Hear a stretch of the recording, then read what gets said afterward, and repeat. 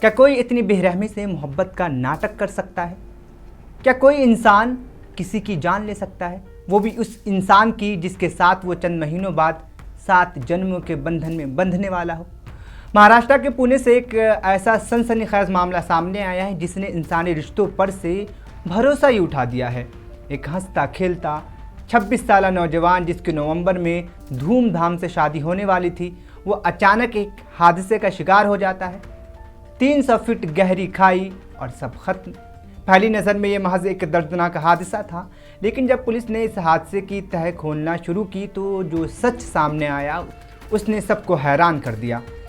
इस भयानक कहानी में 3 अहम किरदार हैं। पहला किरदार केतन अग्रवाल, एक रियल एस्टेट कंपनी का डायरेक्टर जिसकी ज़िंदगी को अंधेरे में धकेल दिया गया। दूसरा किरदार सिया गोयल, जो केतन की मंगेतर भी थी और अब उसके कत्ल की अहम मुलजिमा भी है। और तीसरा किरदार चेतन चौधरी, जो सिया का मुबैना आशिक बताया जा रहा है।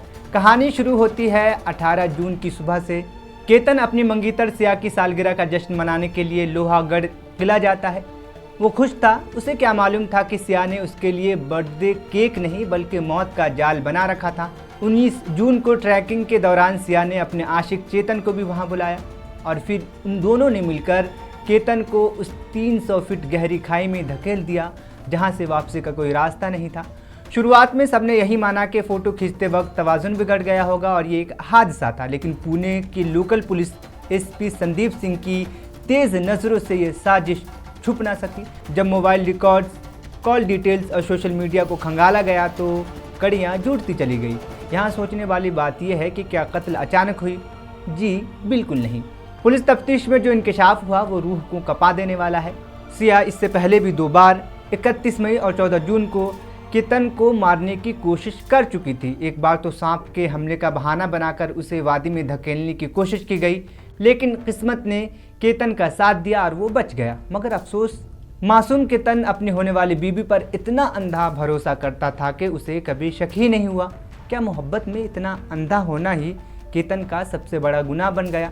केतन के खानदान के दिल पर क्या गुजर रही होगी, इस बात का अंदाज़ा लगाना भी मुश्किल है। फरवरी में दोनों की मंगनी हुई थी। शादी से पहले दोनों बाली जाने का प्लान बनाया था ताकि प्री वेडिंग शूट करवा सके, लेकिन एयरपोर्ट पर एक अजीब सा वाक़या हुआ। एक ही बैग में 4 लोगों का सामान था। सबके क्रेडिट कार्ड, सबकी करेंसी और सबके पासपोर्ट महफूज थे, लेकिन चोरी हुआ तो सिर्फ केतन का पासपोर्ट। आज जब खानदान पीछे मुड़कर देखता है तो उन्हें समझ नहीं आता कि वो कोई इत्तेफाक नहीं था, बल्कि केतन को दूर ले जाकर मारने या फ्लाइट कैंसिल करवा कर दोबारा किले पर लाने की एक सोची समझी साजिश थी।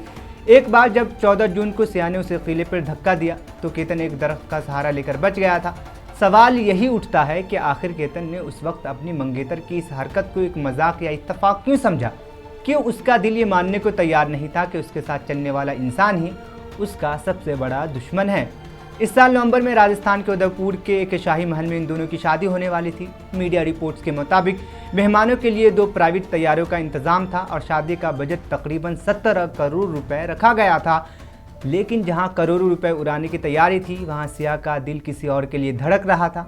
वो इस शादी के लिए तैयार नहीं थी। उसे लगता था कि केतन उसके और चेतन के बीच सबसे बड़ी रुकावट है। आज केतन की मां का रो रो कर बुरा हाल है। एक मां का ये दर्द किसी पत्थर दिल को भी रुला देगा। मां ने कहा, आज मेरा बेटा चला गया, उसकी पूरी जिम्मेदारी सिया और उसके बॉयफ्रेंड पर है। मैंने सिया को अपनी बहू की तरह माना था, उसने मुझे इतना बड़ा धोखा दिया। मुझे सिर्फ और सिर्फ उनके लिए मौत की सज़ा चाहिए। ये एक माँ की चीख। ये सवाल कानून से इंसाफ मांग रही है।